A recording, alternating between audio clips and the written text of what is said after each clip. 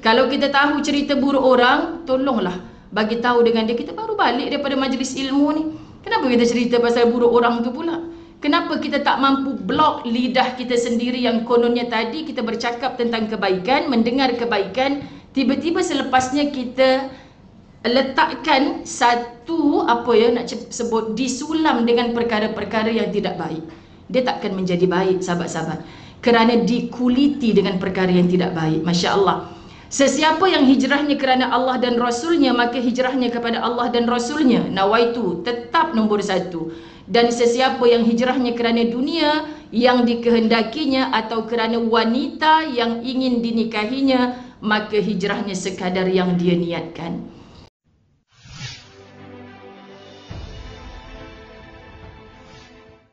Assalamualaikum warahmatullahi wabarakatuh. Apa khabar semua? Alhamdulillah. Setinggi-tinggi syukur pada Allah Subhanahu wa taala dipilih kita pada pagi Jumaat yang berakah ini menuntun ilmu. Alhamdulillah, subhanallah, dengan ilmu yang disampaikan oleh Al-Fadhil Ustaz Dr. Ustaz Nik Bakri tadi. Betul kan saya sebut? Dengan tajuk apa tadi? Tajuk apa tadi? Ini belum tanya poin apa. Ini baru tanya tajuk. Tajuk apa? Nyesal aku duduk depan ni tak boleh nak jawab. Apa tajuknya tadi?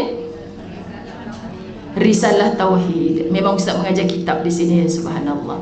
Tauhid, ilmu yang jangan tak pelajari, kan? Cara kita mentauhidkan, menunggalkan Allah Subhanahu wa taala bermula dengan ketauhidan kita kepada Allah Subhanahu wa taala lah, baru insya-Allah mantap kita punya syariah, ilmu fiqh, ibadah, mantap kita punya akhlak, ilmu tasawuf, insya-Allah. Belajar semua tu, kita meninggalkan ilmu tauhid, tak ada makna juga. Sebabnya kita belajar semua itu, kita memperbaiki segala untuk siapa? Tujuannya untuk lillah semata-mata. Jadi nak mengenal Allah, nak mendekat dengan Allah, nak merapat sungguh-sungguh dipandang oleh Allah sebagai hamba yang mudah-mudahan Allah tinggikan darjat kita. Walaupun dengan kepala kita, dahi kita diletakkan di atas lantai, tapi ialah makhluk yang dimuliakan Allah kerana ada satu ibadah sujud, yang sujud itu kita jumpai hanya dalam ibadah bernama salat. Jadi untuk siapa? Semua ibadah berhujung dengan niatnya lillahi ta'ala, lillahi ta'ala, lillahi ta'ala. Jadi disebabkan saya tidak mampu untuk memberikan jadual tetap di sini, bila ditanya malam tadi tajuk apa Kak Wah, tak sangka sungguh Kak Wah suka hati Ustazah nak cakap apa. Saya cukup syok, sahabat-sahabat rahmat Allah. Suka hati, dia kata, ini tajuk yang mengesan di hati saya. Itulah hijrah hati, hijrah hakiki. Hijrah hati, hijrah hakiki. Ni semua ilmu yang telah dikupas oleh para asatizah, guru-guru yang hebat-hebat. Datang ke Masjid Al-Falah, Ustazah Zai cuma sekadar menjadi sedikit aksesori tambahan. Seandainya ada manfaat di dalamnya, jom sama-sama kita amalkan. Kerana Ustazah meminjam, sahabat-sahabat dirahmati Allah, daripada buku yang dikarang dengan izin Allah Al-Fadhil Ustaz Fahrul Muhammad Joy, dengan bukunya bertajuk Tenang Ada di Sini. Ini dalam bab yang ke-10. Okay, kalau perasan dulu pernah juga saya bawa dalam salah satu bab buku ini adalah tentang bagaimana kita merawat hati ataupun sikap yang suka marah-marah. Okay, muslimat dirahmati Allah. Jadi hari ini kenapa hijrah? Kerana kita masih melepasi pertengahan bulan Muharram. Kita masih berada dalam bulan Muharram 1445 Hijrah, yang semua kita penadah majlis-majlis ilmu yang setia usah lagi bergaduh tentang tarikh Muharram ini bukan tarikh perpindahan baginda Nabi SAW dengan Sayyidina Abu Bakar As-Siddiq. Bukan pergaduhan, pertelagahan, mencari, mengkaji itu lagi. Itu kisah zaman dulu-dulu. Kan sebab kita tahu memang Muharram ini bukan tarikhnya, tapi bermulanya kalender Islam. Jadi bila kita tahu Muharram, bulan yang Allah Subhanahu wa taala muliakan, dan di situ diiktiraf penghijrahan baginda Nabi Muhammad sallallahu alaihi wasallam, maka tanya pada diri kita, keimanan kita, bagaimana setakat tahun kita hidup pada hari ini, Allah berikan kehidupan yang kita syukur pagi tadi, alhamdulillah. Allah bangkitkan aku, Allah hidupkan aku pada pagi ini, sahabat-sahabat dirahmati Allah, tambah usia kita. Semalam kemarin kita mendengar kematian yang secara tiba-tiba. Bahkan semalamnya dia bergelak ketawa dengan kita. kita seperti tak percaya. Benarlah kata Imam Syafi'i rahimahullah, sedang kita bergelak ketawa, itulah kain kafan kita sedang ditenun. Subhanallah. Kalau hari ini nak sebut ditenun tu, tak kilang mana yang tenun kain kafan kita tu. Jemaah masjid yang datang ke Al-Falah ni cukup je tengok rak almari yang meletakkan set kain kafan tu. Siapa punya lah ni, ya Allah, berani tulis nama kita sahabat. Kan yang ni Salwa, contoh sahabat rahmat Allah. Tapi kita boleh tulis nama, tak boleh tulis tarikh. Tak boleh bagi tahu dekat pemandi jenazah, aku ni giliran ni aku punya. Bila kita kata, Kak Wah ni tak boleh tukar nama orang lain, tak boleh, ni akak punya. Tiba-tiba, Kak kuning dah ni, dah 3 tahun dah bawa nama akak ni.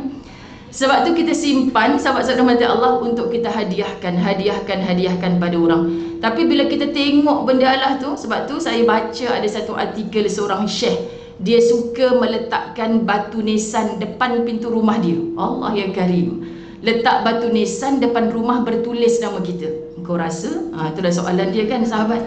Masuk je kereta dekat Porsche, yang bersandar tu adalah batu nisan bertulis nama kita. Ya Rab. Tapi kadang-kadang kalau kita tidak hijrah hati, hanya melihat saja. Hanya melihat saja. Tapi kita tak rasa pun bahawa satu hari nanti kita akan berhijrah ke alam baqa.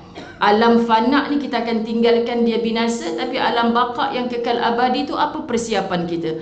Dan terasanya hati ini disindir apabila para alim ulama menyifatkan, letakkan satu jari telunjuk kita ni ke dalam lautan bila mana kita terpilih berada bersantai-santai di tepi pantai. Angkat, jatuh setitis, Masya Allah. Itulah sebenarnya sahabat-sahabat dirahmati Allah dunia yang kita kejar-kejarkan. Dan akhirat itu adalah luasnya lautan yang di hadapan kita terbentang, entah di mana mula hujungnya kita tak tahu, dan itulah akhirat yang sangat luas. Subhanallah, kenapa teruk sangat kita ni duk kejarkan yang setitis itu? Subhanallah, kenapa yang luasnya rahmat Allah, luasnya akhirat Allah, kita biarkan begitu saja. Jadi cara fikirnya para alim ulama ni dalam menafsir Quran dan hadis penuh dengan hikmah. Kita belum betul-betul hikmah, kan? Sebab itu sahabat-sahabat dirahmati Allah, belajarlah, berkawanlah dengan orang-orang soleh lagi alim. Menurut bahasanya saja kadang-kadang kita rasa, ya Allah, betul dah ulama ni sebut, betul dah ustaz ni cakap. Maka mereka bukan saja sekadar bercakap, menulis, subhanallah, dan mereka tidak jemu-jemu. Asal ada saja pertemuan, pasti ada nasihat. Maka orang yang suka berkawan dengan orang yang suka memberi nasihat, itulah hatinya sedang sihat. Kalau hati kita tak sihat, kita menyampah dengan orang bagi nasihat. Kita tak suka, aku tahulah, tapi tak buat-buat lagi pun, hanya tahu. Dah tahu, buat lagi, ulang lagi dosa maksiat yang Allah tak suka. Bahkan jatuh dan mengundangnya murka Allah kepada kita, na'udzubillah. Jadi hari ini dah berapa tahun kita hijrah? 1 tahun ke 1 tahun. Ustazah daripada kecil-kecil dulu seingat darjah 2 rasanya dah disuruh berdiri atas pentas ni. Hijrah itu pengorbanan, macam tu kan. Lepas tu tiba-tiba dengar orang belakang, pengorbanan, semangat macam tu dari darjah 2, sahabat rahmat Allah. Zaman menyewa kain songkit. Kan bila ustaz kata muzayanah nasyid, pakai baju apa ustaz? Pakai baju putih dengan songkit merah. Mak kena pakai songkit merah. Ustaz kau ni macam-macam lah mak, mana ada songkit merah? Berjalan pergi rumah kawan cari songkit merah nak pinjam. Tak susah sangat, ramai kawan ada. Tapi bila ustaz kata songkit hijau, hari tu masuk nasyid dah songkit merah, dia nak masuk nak baca Quran pula songkit hijau pula. Sian mak saya berjalan lagi pinjam, muslimat dirahmati Allah. Sebab masa tu mahalnya lah kain disongkit kan. Kalau lah mokcik-mokcik yang pinjamkan songkit tu, macam aku punya cerita je, mai jumpa saja. Saya nak gantikan dengan songkit yang baru. Tak tahu siapa dulu-dulu mak saya pinjam, siapa punya kan, sahabat-sahabat rahmat Allah. Jadi zaman itulah, dan sekarang ni bila ceramah-ceramah hijrah, saya nyanyikan balik. Memanglah hijrah tu penuh pengorbanan, perjuangan. Kalau kita nama hijrah tapi makin kita berserakkan silaturahim, putus ukhuwah di sana sini, itu bukan hijrah. Jadi kita nak bawa sahabat-sahabat dirahmati Allah, isi daripada buku ini kisah tentang seorang lelaki yang turut berhijrah ke bumi Madinah menyusuli Rasulullah sallallahu alaihi wasallam dan para sahabat. Dia turut menempuh kesukaran. Hijrah ni sukar, penuh penderitaan sepanjang hijrah. Namun dia tidak mendapat apa yang sepatutnya didapati. Dia turut berhijrah, berdebu tubuh, tinggalkan harta benda dan keluarga di Mekah, tapi dia tak dapat hasil apa.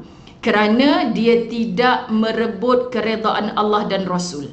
Jadi tujuan apa sebenarnya? Dia berhijrah kerana ingin menikahi seorang wanita bernama Ummu Qais.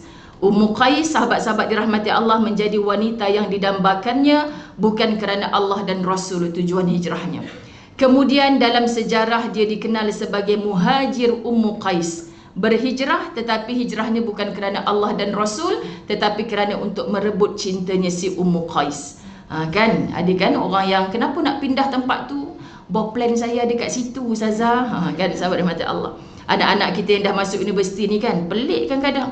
Ni kamu punya kelulusan ni elok UIA bukan UKM contoh kan. Rupanya selidik bawa plan dia dekat UKM tu. Tu sebab dia nak ikut kat situ, sahabat-sahabat dirahmati Allah. Jadi kena pandai bijak kita ni. Subhanallah, tu baru kita jumpa dalam lenggok bahasa yang pertama anak-anak kita yang belum betul-betul matang. Nabi SAW yang mengikut di belakangnya pelbagai jenis manusia. Keadaan inilah yang dijelaskan oleh Nabi SAW. Bila ada hadis baru kita semakin nampak. Umar ibn Al-Khattab berkata, aku mendengar Rasulullah SAW bersabda, innamal a'malu binniyat wa innama limri'in ma nawa faman kanat hijratuhu ila Allahi wa rasulih fahijratuhu ila Allahi wa rasulih wa man kanat hijratuhu ila dunya yusibuha aw imra'atin yatazawwajuha fahijratuhu ila ma hajara ilaih. Subhanallah, hadis ni dibaca daripada dulu di zaman sekolah rendah lagi kita dengar ceramah ma'al hijrah. Artinya sesungguhnya setiap perbuatan bergantung kepada niat. Niat kita muslimat dirahmati Allah. Keluar rumah tadi nampak poster daripada malam tadi, apa tujuan kita datang majlis ilmu? Setiap helaan nafas kita ni ada niat yang baik-baik. Saya terkesan bila seorang syekh menghantar anaknya ke depan pintu untuk pergi ke pondok madrasah. Kalau dihitung perjalanan daripada depan pintu ke pondok hanya 70 langkah. Maknanya boleh berjalan kaki, tak jauh. Tapi seorang ayah yang alim, seorang ulama hebat mengajarkan kepada anak ni, pastikan sampai dekat madrasah nanti ada 70 niat. Faham ya maksud muslimat dirahmati Allah? Jadi hati ni tak kosong. Semakinlah saya faham, dulu-dulu mak saya pesan, dalam pergi sekolah, buat apa, hati ni ingat nak minta apa. Kalau ada 70 langkah, maknanya ada 70 niat. Bayangkan muslimat dirahmati Allah, kita hanya pergi sebab hari ni ada pelajaran matematik contoh. Kamu hanya dapat ilmu matematik. Tapi kalau kamu pergi nak menyantuni guru, kamu pergi nak kongsi pensel baru 2 batang yang semalam ibu beli hadiah kat kawan, kamu pergi nak menyantuni, kamu pergi atas niat 70 tadi, ke 70-nya pasti dapat atau tidak, 7 daripada 70 dapat.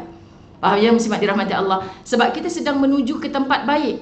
Mati kita saat itu bukan saja kaki melangkah ke tempat baik, hati hidup dengan doa dan niat yang baik. Maka itulah doa kita untuk mati dalam keadaan baik dimakbulkan oleh Allah. Ini pentingnya innamal a'malu binniyat. Ada orang yang sepertinya berbuat baik tapi niat ni di hati ni lain. Kan contoh, ni contoh aja ya Kak Wah, telanai Leo dulu sebelum cakap. Telanai Leo siap-siap dah. Ustazah kita makan tengah hari nak lepas ni. Kan sahabat. Jah cakap dengan Kak Wah, kalau Ustazah makan tengah hari, kelas Ustazah Bank Negara kejap lagi tengah hari tu macam mana pula? Lepas tu pukul 3 Ustazah di Surau Taman Permata, macam mana pula kan? Jadi maknanya memang ikutkan, siapa tak nak bab makan, sekian dimaklumkan.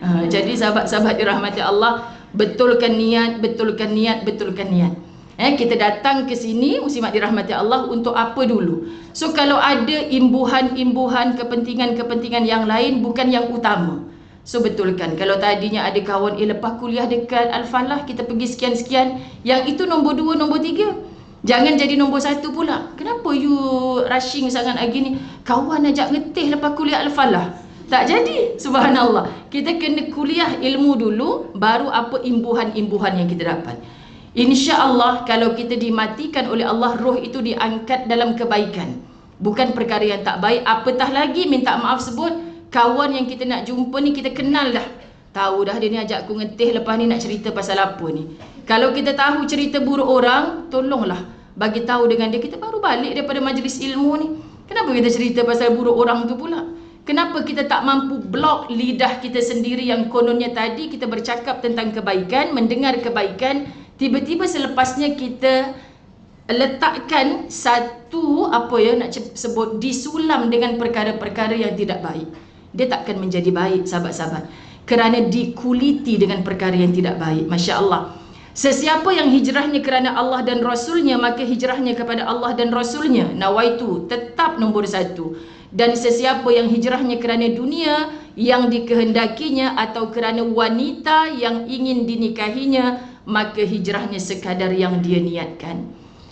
Sebab tu nak mati husnul khatimah, Allahumma salli ala Sayyidina Muhammad. Saya selalu sebut di mana-mana. Contoh, kita nampak seorang pegawai bomba mati dalam keadaan selamatkan orang. Yang diselamatkan tu selamat, dia yang menyelamatkan tu pula mati dalam keadaan tu. Biasa kan? Ya Allah, syurgalah tempat dia. Ya Allah, husnul khatimah tengah buat kebaikan, sahih. Tapi Allah pandang niat dia keluar bekerja pagi tadi, muslimat. Kalaulah keluar bekerja tadi ni, kalau aku dapat selamatkan seorang ni, aku naik pangkat ni, aku dapat allowance tambahan ni, maka dia tak dapat seperti mana yang dia nak. Jadi kita ni hanya boleh bercakap. Ketika saya balik daurah di Kedah baru ni, Jumaat yang lepas, sambung ke Patani, sambung ke Hatnyai, balik ke KL. Di Patani pagi mendengar berita kematian Dr. Ahmad Sobri Awam, sahabat-sahabat dirahmati Allah, yang bila kita tengok video itu, Masya Allah Tuhan, syurgalah tempatnya, kebaikanlah husnul khatimah. Ya Allah, doa daripada semua orang yang menonton, semoga benar-benar syurga tempatnya. Bayangkan direnggut nyawa dalam keadaan itu. Keluarganya yang tadi menghantar ke muka pintu, mungkin sahabat-sahabat dirahmati Allah, rupanya hanya menyambut jenazah selepas pulang. Kita tak tahu keadaan kita bagaimana. Jadi bila dia mati dalam keadaan itu, percayalah, insya Allah dia sebenarnya telah menjaga niat. Jadi kalau dia pergi tadi dalam keadaan tidak menjaga niat, dia tak dimatikan Allah dalam husnul khatimah. Macam mana kita nak mati husnul khatimah? Kalau kita mati pada usia 60 tahun, 40 tahun kita bermaksiat kepada Allah. Baru masuk tahun ke-50 ni lah ustazah, saya nak belajar pakai tudung, saya nak tutup aurat sebagainya. Allah hapus tak dosa-dosa saya yang lalu? Hapus Kak. Tapi jangan hanya taubat zahir, tidak taubat batin. Faham? Dalam satu buku Penawar Bagi Hati ada satu bab tersebut. Masya Allah, ramai orang dengar tu tajuk tu menangis. Kerana betul lah, ya Allah, dulu tak solat, sekarang solat. Dulu tak tutup aurat, sekarang tutup aurat. Tapi hati aku ni Allah yang tahu.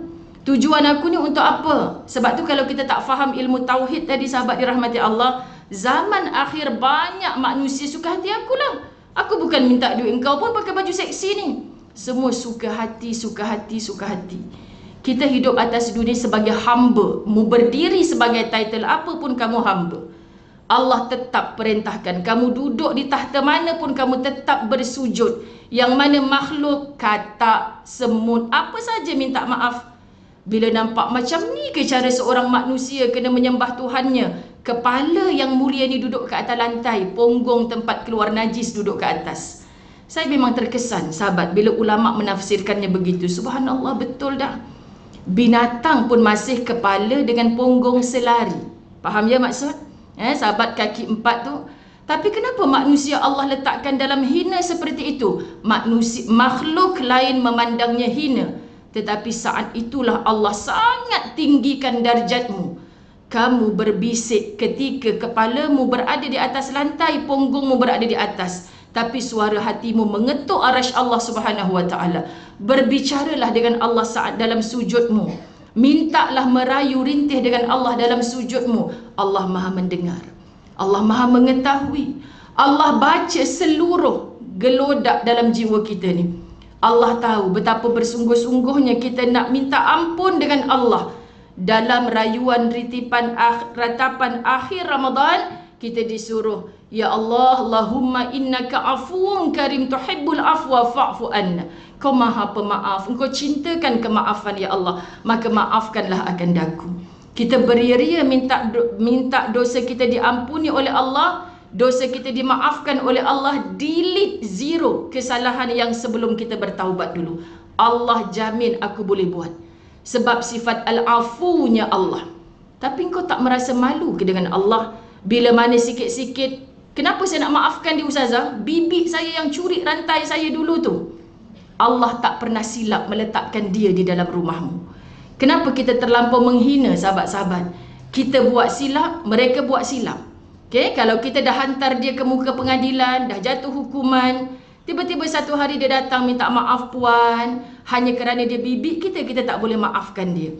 Subhanallah. Sebab itu kitab-kitab seperti ini mengajar, Tuhan, aku belajar sesuatu bagaimana seorang yang hebat imannya kepada Allah Subhanahu Wa Taala memiliki beberapa orang hamba. Satu hamba telah buat satu onar, kalau kita memang tak boleh maaf lah. Kan bawa pemanggang besi yang ada daging di dalamnya nak hidang kepada tuan besar ni.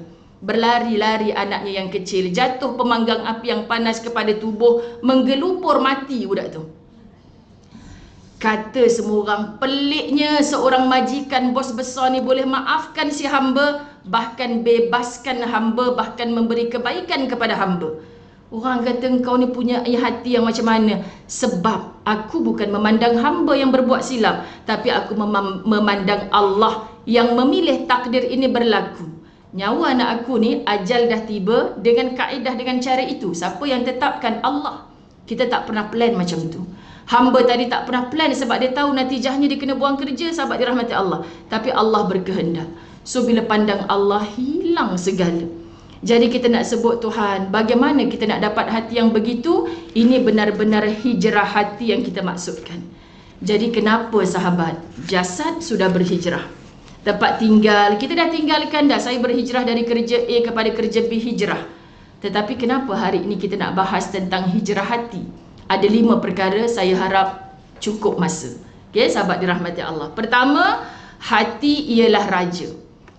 Hati umpama raja kepada seluruh panca indera dan tubuh manusia. Kalau disebutkan raja, raja arahkan apa saja. Berani ke kita kata tak nak lah, aku suruh orang lain lah raja? Tak berani sahabat. So hati ni bila dia baik, mata akan diarahkan pandang yang baik, telinga mendengar yang baik, tangan, hey, itu bukan hak engkau nak ambil pasal apa? Hati yang baik, jangan, ni bukan hak aku. Kaki dilangkahkan kepada yang baik, lisan hanya bercakap yang baik, sebab sang raja memerintahkan, mengarahkan kepada yang baik. Subhanallah. Tapi kalau hati itu busuk, bernanah, parah, sakit, tidak dirawat, sahabat-sahabat, dia hanya nampak yang busuk. Maka dia tahu benda itu salah, tapi dia tetap nak bercakap benda yang buruk, memandang yang Allah murka, mendengar perkara yang mengundang dosa. Ini sebenarnya rajanya yang telah penuh dengan kecacatan dan kebusukan, itulah hati. Nu'man ibnu Bashir berkata, aku mendengar Rasulullah sallallahu alaihi wasallam bersabda, ini pun daripada sekolah rendah kita dengar. Ala wa inna fil jasadi mudghah, idza salahat salahal jasadu kulluh, wa idza fasadat fasadal jasadu kulluh, ala wahyal qalb.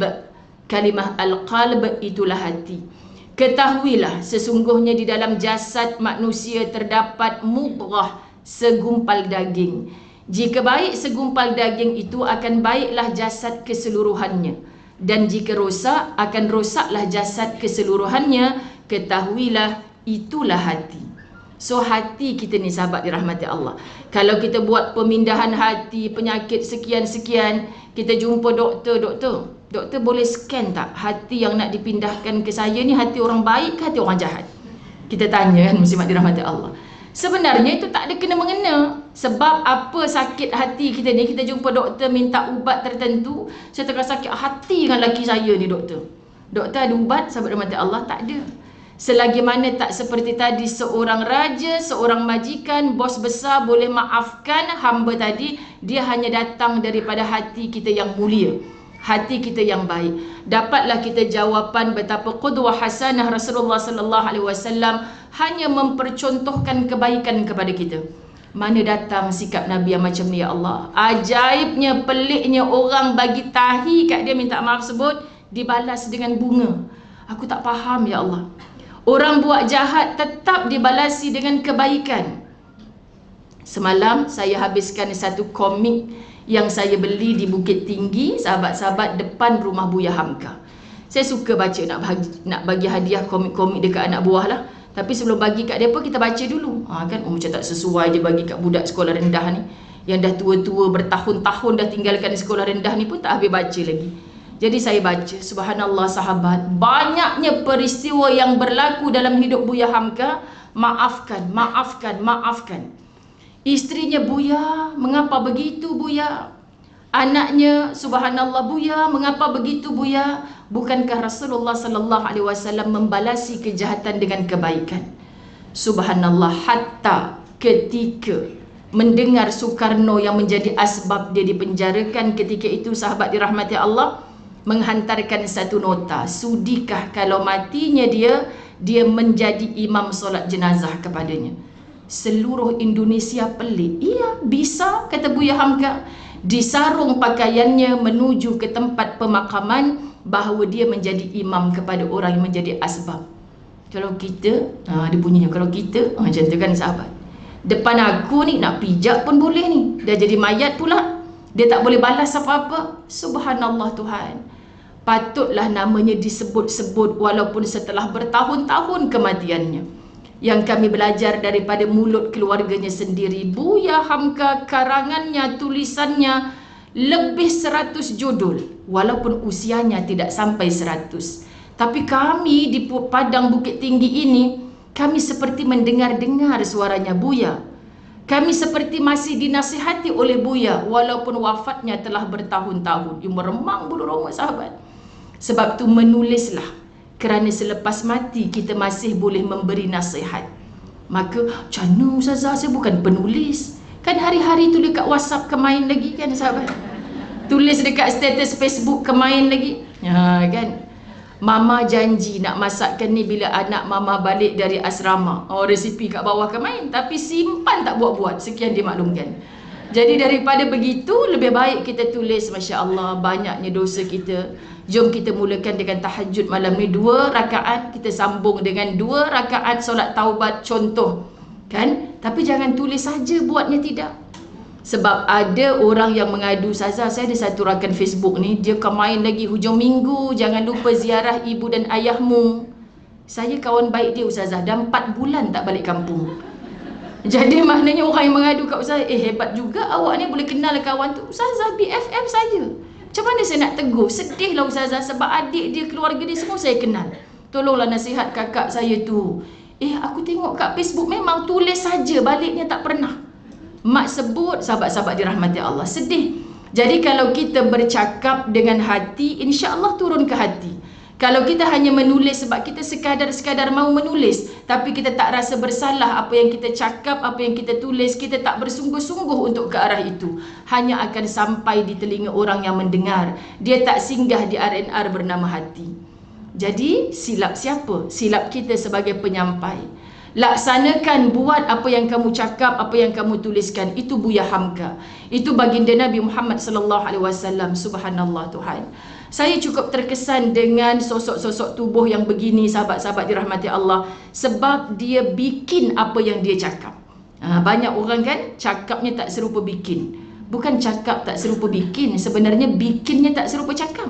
Sebab dia cakap dulu, sahabat-sahabat dirahmati Allah, tapi bikinnya tidak. Makna bikin tu, dah macam bahasa Arab lah pula. Kan? Bikin tu bermaksud amal kita lah. Jadi kalau benar-benar kita cinta, buat pembuktian dengan amal. Sahabat, simple. Bagi contoh, suami sehari 1000 kali I love you, I love you, I love you. Berbunga-bunga hati, kembang tak kepis-kepis. Sekali dah sebulan, sahabat, beras kita juga yang beli. Tak pernah beli beras. Sekian dimaklumkan. Jadi maknanya pembuktian cinta yang bagaimana? Ustazah, dia boleh belanja kawan kat pejabat segala beli, tapi beras kat rumah tak pernah beli. Dah agak semua benda akak kata, abang tak payahlah, abang tak payahlah. Tolong hargai lelaki yang dihantar ke rumah kita sebagai lelaki qawwam. Mereka memang Allah tugaskan sebagai pemimpin. Jadi pemimpin biasa kalau ada egonya, namanya pun pemimpin sahabat. Bagaimana kita nak masuk ke dalamnya? Maksud sahabat-sahabat dirahmati Allah, hargai dia, hormati dia. Kalau kita tidak meletakkan dia sebagai pemimpin, abang reti apa? Memang abang tu buat semua jahanam, biar sajalah buat. Akhirnya dia pun lupa tanggungjawab dia. Sahabat-sahabat dirahmati Allah, kita hanyalah sebagai timbalan nakhoda. Kita hanya perlu disayang sampai ke akhir hayat. Suami perlu dihormat sampai ke akhir hayat. InsyaAllah bahagia itu datang. Tetapi kalau kita sudah hilang hormat kepada mereka, sahabat mereka sudah mula bertingkah kerana ada orang lain yang sepertinya menunjukkan hormat kepada dia. Sekian dia maklumkan. Kan macam itulah sahabat-sahabat dirahmati Allah. Jadi hijrah secara menyeluruh hanya boleh dilakukan apabila dimulakan dengan hijrah hati. Sebab itulah ada individu yang mulanya telah berhijrah tetapi akhirnya kembali kepada tabiat asal kerana hatinya belum berhijrah. Ketika saya di pondok di Patani baru 2-3 hari lepas, sahabat, saya tak sangka sebab di Patani ni dia tak meraihkan asatizah perempuan untuk bercakap di hadapan, kan. Jadi ketika saya di pas mic untuk bercakap depan lebih 200 orang penghuni pondok, saya pun serba salah. Aku nak cakap apa pula ni depan babah ni, depan anak murid dia. Yang keluar di kepala saya ketika itu 2 perkara. Pertama, pagi tadi yang saya nampak kematian tiba-tiba. Kematian seorang guru kita yang mulia, kan sahabat. Sebab mungkin mereka tak mengenali, tak tahu kisah tu, saya cerita. Ini pelajaran untuk kita semua. Akhir zaman Allah cabut nyawa ni makin tiba-tiba. Allah nak tunjuk. Kan bila ajal tu datang, satu saat minta cepat, minta lambat tak boleh. Wa ima kita tengah buat apa pun, nanti jap ya Allah petang sikit, aku buat baik petang sikit. Tak ada, sahabat dirahmati Allah. Kedua, saya pun sedih dengan satu perkara yang bapaknya dulu, subhanallah, ya, dulu dia betul-betul mungkin bukan orang yang beramal dengan kebaikan, tapi hujung-hujungnya sebagai seorang bekas pelakon, kan, membawa nama Islam ke sana ke sini, mendidik anaknya menutup aurat. Kita sedih bila keluar baru-baru ni, sahabat dirahmati Allah, inilah saya. Tolong jangan kecam, tolong, orang suka-suka, tak suka tak apa. Seorang anak perempuan, subhanallah, sahabat-sahabat dirahmati Allah, tak tahu pasal apa ustazah bercerita depan orang Thailand ni, menangis bercerita tentang seorang anak yang tak apalah, tak payah kaitkan dengan ayah. Seorang anak perempuan membawa nama ayahnya sampai bila-bila. So jangan kita menempelak nasihat orang ni. Kamu tak buat, diam. Faham ya, muslimat dirahmati Allah? Orang tak nak sembahyang, jangan ala hang sembahyang pun laki tinggai juga, hang sembahyang pun miskin juga, jangan. Itu menghampiri kufur. Kafir kamu sebab kamu tahu sembahyang ni wajib, tapi kamu menafikan bahawa Allah yang kata nak sembahyang ni datangnya ketenangan hati. Tapi kamu kata lagi sembahyang lagi susah, lagi masalah. Kamu menafikan apa yang Allah kata. Kamu hampir kepada kufur. Biar kita menjadi pendosa biasa kerana kejahilan kita. Maksud, aku tak sembahyang sebab apa ya? Sebab malas, tak sempat, kerja banyak. Tapi mulut kita diam, tidak menjawab-jawab, tidak memperlekehkan orang yang sembahyang. Itu sekadar dosa yang bila mana kamu bertaubat, pasti wajib bagi Allah untuk memaafkan dan mengampunkan. Faham ya? Tapi kalau kamu menempelak, sahabat dirahmati Allah, kamu beli pakaian dengan rezeki yang Allah bagi, kan, kamu kata ini diri aku. Kamu boleh berdiri ke tanpa Allah Subhanahu wa taala. Jangan jadi manusia sombong atas muka bumi. Sebab Firaun ditenggelami oleh laut kerana sombong. Qarun ditenggelami oleh tanah kerana sombong. Jadi jangan jadi manusia sombong. Kita pendosa biasa. Jangan sampai ada sebesar zarah sombong, sahabat-sahabat dirahmati Allah. Orang lain tak boleh tegur aku dah. Inilah aku. Kalau kita ada sombong, khawatir kita bukan ikut Nabi Adam Muhammad sallallahu alaihi wasallam yang berhimpun di dalam syurga. Tapi sebesar zarah sombong akan memasukkan ke dalam neraka Allah. Jadi minta dalam solat kita, selain doa-doa yang kita minta kebiasaannya, minta jangan ada sifat sombong di dalam diri aku ya Allah. Tinggi mana, tahta mana, kaya mana, besar mana nama kita, jangan ada sombong dalam hati kita. Sebab sombong ni lah hanya sekali. Iblis, kau siapa nak suruh aku sujud pada kau? Aku ni daripada api, kau daripada tanah liat yang hitam. Bahasa ini kita tak tiru sebiji, tapi tafsirnya sama macam yang kita biasa cakap. Kau siapa nak nasihat aku? Buat je kerja kau sebagai pembantu tu. Kita terlupa, sahabat-sahabat rahmat Allah. Kita sombong. Tak ada syurga untuk orang yang sombong. Jadi kita matikan hati kita daripada kesombongan. Kita angkat, sahabat-sahabat dirahmati Allah, bahawa manusia tidak dipandang oleh Allah melalui zahirnya, pakaiannya, harta bendanya, tahta kedudukannya, tetapi bagaimana bila fi qulubihim marad, dalam hati tu ada penyakit. Kita sedar, aku ni dah bongkak, aku ni dah sombong, aku ni dah terlebih cakap ni. Maka sahabat-sahabat dirahmati Allah, rawat hatimu sebelum Allah tambah-tambahkan penyakit kepada hati itu. Mereka yang menutup aurat secara ikut-ikutan atau kerana semangat tanpa ilmu dan kesedaran sebenar. Musim tudung tenggiri, dia pun tukar tenggiri. Musim tudung bawal, dia pun berbawal juga. Ikut musim, sahabat rahmati Allah. Ikut musim. Kan Ustazah, saya hari tu pakai tudung ni sebab ada job yang tertentu. Nampak orang semua kata cantik-cantik, saya pun pakailah. Ini bukan kerana Allah. Bila bukan kerana Allah, begitulah jadinya. Sahabat dirahmati Allah, Allahu Akbar. Saya tak pasti ada kat sini ke tidak. Kalau ada pun saya suka nak kongsi. Saya baru lepas berkolaborasi dengan sahabat kita Abi Fana, kan? Dia share tentang hijrahnya. Dia kata, saya setahun Ustazah, saya senyum je. Sebab bukan Abi seorang cakap macam tu kat saya. Akak dulu Ustazah nak pakai tudung ni setahun. Tudung dah penuh dalam almari. Pakai bawal Ustazah. Pergi pejabat, orang kata macam orang tua pula. Lepas tu tukar pula tenggiri, tukar pula senangin, tukar pula macam-macam lah saya tukar, kan? Sampailah akhirnya bila saya kata, aku ni sebenarnya pakai tudung ni untuk siapa? Abi cakap, bila dia kata aku betulkan niat aku pakai kerana Allah, biar pi dah orang nak kata apa. Baru datang kekuatan tu Ustazah lepas setahun. Saya pun kata, kenapa saya berani bercerita? Sebab bukan dia seorang punya pengalaman, ramai anak-anak murid saya sahabat. Dan bila yang dulunya artis hijrah, ya Allah Ustazah, rupanya kerana job tertentu. Bila saya hilang, Allah uji Ustazah, hilang job bila kita pakai tudung, Allah uji. Maka saya buka balik. Syukurlah Allah tak matikan saya masa tu Ustazah. Baiknya Allah Ustazah. Bayangkan kalau saya putus nyawa masa tu. Saya kata, subhanallah, Engkau beri istiqamah kepada jiwanya ya Allah. Sebab dia mahu, tapi dia tak tahu cara. Sahabat, kita bersihkan hati kita. Akhirnya kembali mendedahkan aurat setelah semangat luntur dan godaan persekitaran yang tidak Islami. Sebab tu bila ada orang PM tepi, saya nak jumpa Ustazah, saya nak mengadu masalah saya. Bayangkan kalau sehari je 10 orang tak datang saya Al-Falah hari ni. Jadi jawapan saya sahabat, majlis ilmu jadikan satu terapi hari-hari. Kita muslimah yang lemah, tak kuat tanpa majlis ilmu. Majlis ilmu hari-hari, tak boleh hadir secara dalam talian, tak boleh live ulang siar.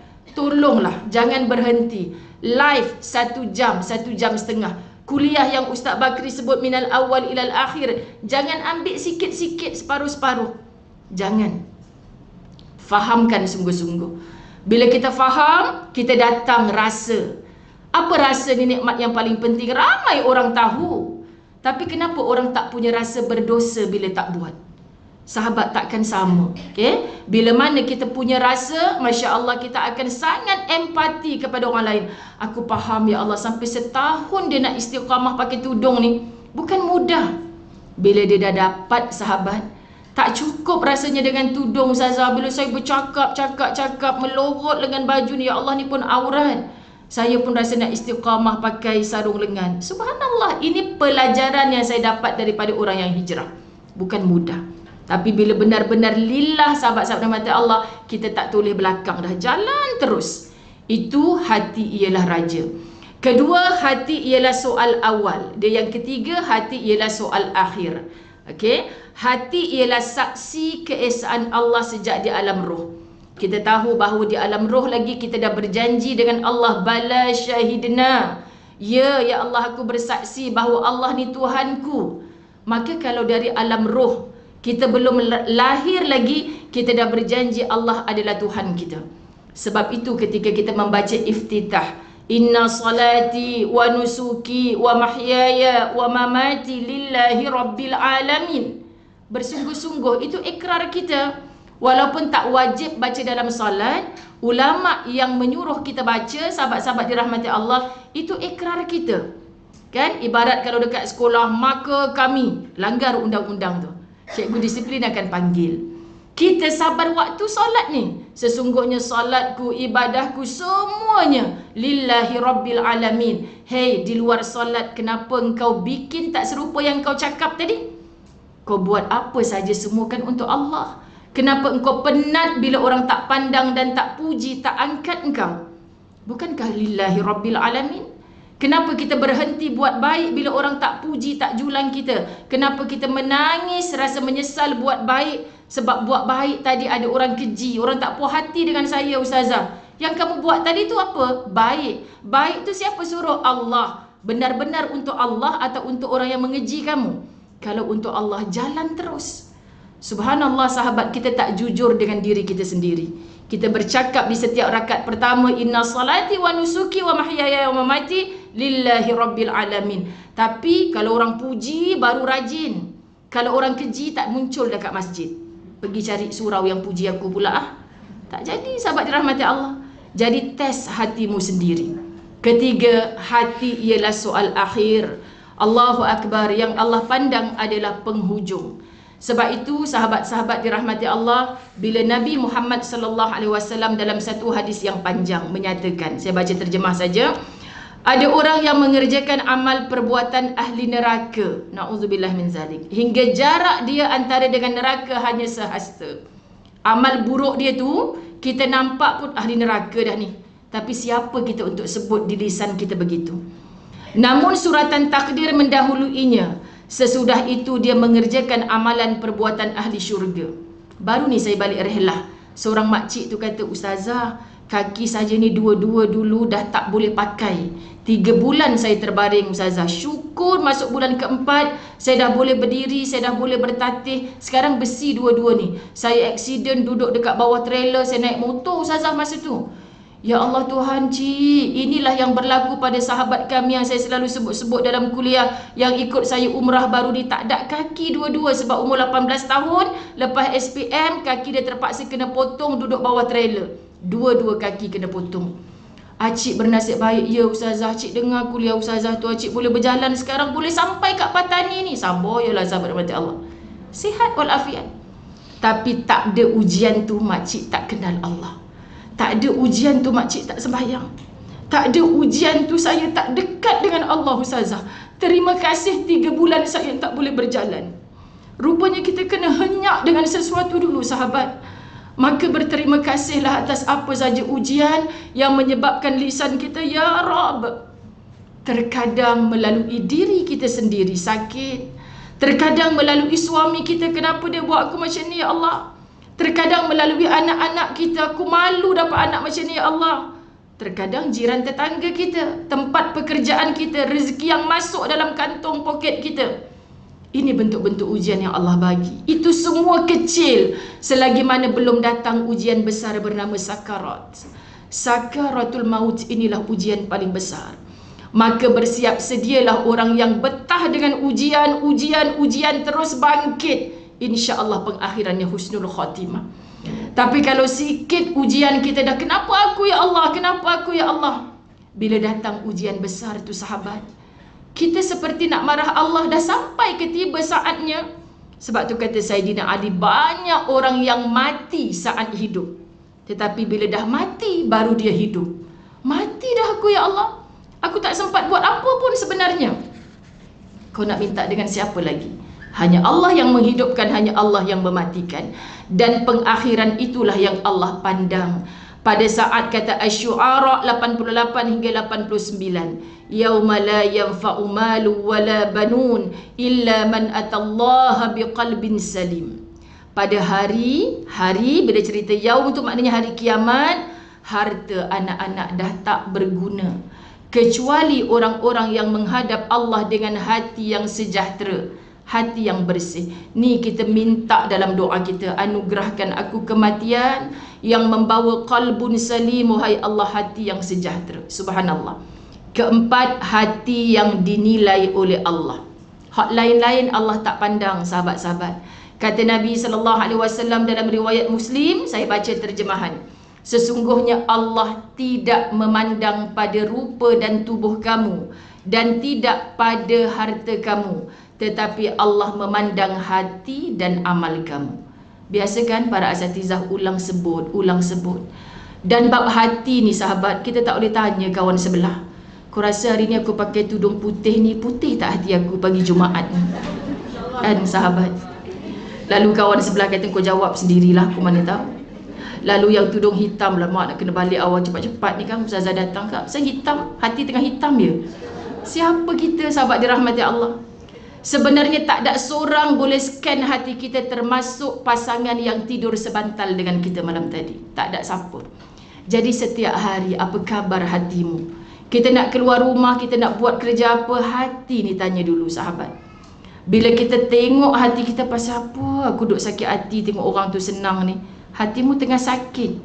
Pasal apa mu senang tengok orang susah ni? Hatimu tengah sakit. Pasal apa aku rasa tak selesa ni ya Allah? Hatimu tengah sakit. Ketahuilah orang beriman kalau dia terjebak dengan dosa, ibarat gunung sedang nak hempap dia ni. Takutnya. Kita tak duduk bawah tu kalau kita tahu gunung nak hempap kita. Sebab kita tahu dosa sangat terbeban kita dalam perjalanan menuju akhirat. Tapi orang tak beriman, dia buat dosa selamba je. Macam lalat singgah kat hidung, tepis je lah. Pasal apa yang susah sangat? Subhanallah. Maka tahniah orang beriman. Ya Allah, aku ambil duit ni halal ke tidak? Sentiasa bertanya-tanya. Ini soal hati. Kita dah hijrah konon dari segi pakaian, dari segi solat, dari segi sedekah. Tapi kenapa hati sukarnya sahabat untuk melebarkan kasih sayang sesama kita? Bukankah ini sunnah terbesar baginda Nabi Muhammad sallallahu alaihi wasallam? Subhanallah, bersihkan hati dengan cara berkasih sayang dulu. Yang paling kita sakiti dan paling menyakiti kita itu, tolong hadiahi mereka dengan doa-doa kebaikan. Mulakan. Anda akan rasa sakit pada awalnya, tapi akhirnya ya Allah, lapang, tenang bila dah memaafkan. Dulu kita tengok muka dia, kita sakit. Sekarang setelah kita memaafkan, kita boleh hai dengan dia, bagi salam, bertukar hadiah. Dia pula yang ketak tubuh nak jumpa kita. Pasal apa pula dia lari ni? Aku elok je ni. Sahabat dirahmati Allah, sebab yang benar tetap berada di atas, kerana redha Allah berada padanya. Terakhir, hati tempat letaknya cinta. Subhanallah. Rasulullah sallallahu alaihi wasallam mengajar kita agar berdoa dengan doa cinta. Allahumma inni as'aluka hubbak. Sebut kalimah hubb ini pun dah lapang jiwa. Wa hubba may yuhibbuk wal amal alladhi yuballighuni hubbak. Doa ni sangat indah. Ya Allah, tak hafal kan yang tadi tu? Hafal lah ustazah, sebelum ni ada ustazah dah mengajar dah. Tapi lupa dah nak amalkan. Kan? Hafal tapi lupa nak amal. Ya Allah, sekurang-kurangnya cuba dengar terjemahan. Supaya lepas ni doa kita bila bercakap-cakap dengan Allah, sahabat, TV Al-Hijrah undang saya untuk rancangan baru yang saya rakam. Malam ni 11.30, Sabtu Ahad. Untuk muhasabah. Kita pakai dah tidur berlayar dah di lautan mimpi kan, sebenarnya pada malam 11.30 malam. Tapi rancangan tu sebenarnya untuk muhasabah. Jadi di hujung slot akan ada doa. Ustaz Nazri, Imam Masjid Negara, tutup dengan doa. Tapi saya bincang dengan penerbit, saya tak setuju kalau saya angkat tangan berdoa. Sebab yang menonton juga lelaki. Bagi ustazah kurang tepat lah. Ramai lagi ustaz-ustaz kita yang boleh memimpin doa. So ustazah mengajak kita untuk bermonolog, bercakap. So bila kita faham satu doa yang diajar oleh Nabi, kita tak hafal apa bahasa Arab dia, cukuplah kita faham, supaya kita boleh berbicara dengan bahasa yang Nabi ajarkan kepada kita. Kerana Nabi tak belajar kecuali daripada Allah. Faham ya muslimat? Ya Allah, sesungguhnya aku memohon cintamu dan cinta orang yang mencintaimu. Kita minta cintanya Allah, itu reda Allah. Bila Allah sudah reda, subhanallah, muslimin muslimat dirahmati Allah, cukuplah kita punya redanya Allah, walau seluruh makhluk tidak meredai kita. Lama kelamaan Allah akan jemput redanya makhluk untuk meredai kita. Tapi sakit kalau hidup tanpa redanya Allah. Maka ya Allah, sesungguhnya aku memohon cintamu dan cinta orang yang mencintaimu. Muslimin muslimat, jangan pelik kadang-kadang bila kita mengajak kepada baik, orang yang dulu baik dengan kita menjauh. Tiba-tiba yang dulu memusuhi kita jadi baik. Bersangka baiklah dengan Allah. Sesungguhnya Allah yang memisahkan mana beras mana antah. Dengan bersangka baik dengan Allah, aku dah merapat dengan dia ya Allah, aku tak ada niat lain ya Allah. Tapi bukankah kita telah berdoa, kita nak cintanya orang yang mencintaimu? Maka makin lama kita hidup, mungkin kawan-kawan kita makin sikit, tapi yang paling ikhlas Allah datangkan. Dengan syarat jujur pada diri, bukan aku yang putuskan silaturahim, bukan aku yang menjauh. Ni jangan syok sendiri perasan. Memanglah makin kita dekat nak mati ni memang Allah datangkan kita sikit je kawan kan. Yang lain-lain tu semua ahli neraka tu, kita je syurga. Astagfirullahalazim. Pelik sungguh muslimat zaman sekarang ni sahabat, perasan begitu. Kan orang ngajar cara ni, dia faham cara ni. Sebab tu kena hari-hari. Terakhir, serta amalan yang dapat mendekatkan aku kepada cintamu. So wahai kaki, melangkahlah hanya ke tempat yang Allah boleh mengundang cintanya kepadamu. Ya Allah, aku nak start satu projek ni. Kalau dengannya menyebabkan aku makin jauh dengan Allah, batalkan ya Allah, buat halangan. Ya Allah, aku dah umur-umur macam ni, tak ada niat lain. Aku nak bahagia, kaya, berjaya di akhirat ya Allah. Kalaulah ini boleh mengundang cintamu ya Allah, Engkau dekatkan aku kepadanya, permudahkan. Bercakap-cakap dengan Allah begitu. Sahabat, saya ulang, ya Allah, sesungguhnya aku memohon cintamu dan cinta orang yang mencintaimu, serta amalan yang dapat mendekatkan aku kepada cintamu. Maka hati ini tergerak kepada apa saja amalan yang Allah redha.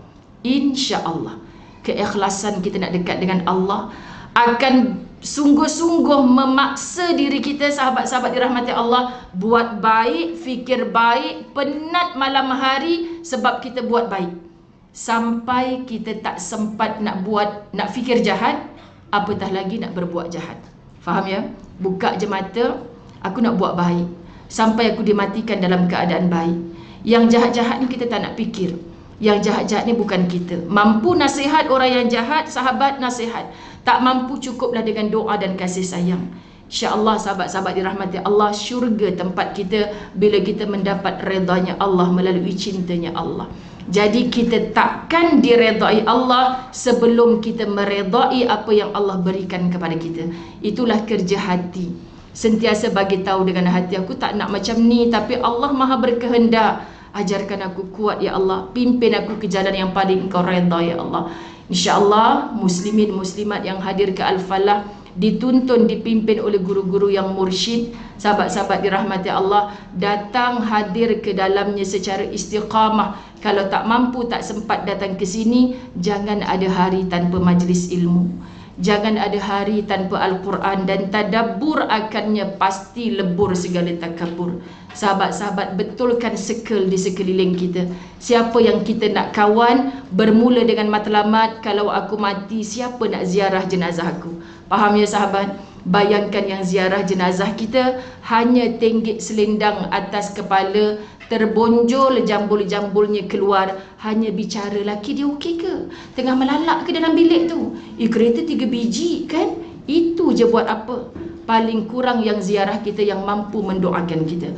Subhanallah, saya sebut sikit ketika Ustaz Wadi Anwar menyebutkan begini, kalau mak saya mati diziarahi oleh orang-orang yang sepertinya bermaksiat, hatta wanita yang tidak menutup aurat, saya halau. Kontroversi sahabat. Tapi saya mendengar dengan hati, Tuhan, ini anak soleh. Faham maksud? Sama dengan almarhum abang saya. Siapa yang menyakiti mak saya, sembelih saya dulu. Jangan disembelih mak aku. Ini anak yang baik. Kita jaga agama kita melalui orang tua kita. Muslimin muslimat dirahmati Allah, tolong pegang hati kita nak dipersembahkan kepada Allah. Biar orang buat kita, jangan Allah mengapa-apakan kita dengan keadaan rahmat Allah tidak mencurah kepada kita. Saya sayang anda semua kerana Allah. Ampun maaf. Mudah-mudahan kita bertemu di lain waktu. Sudut pandang jam tu takut salah. Rupanya betul dah habis waktu dah. Wabillahi taufiq wal hidayah. Assalamualaikum warahmatullahi wabarakatuh.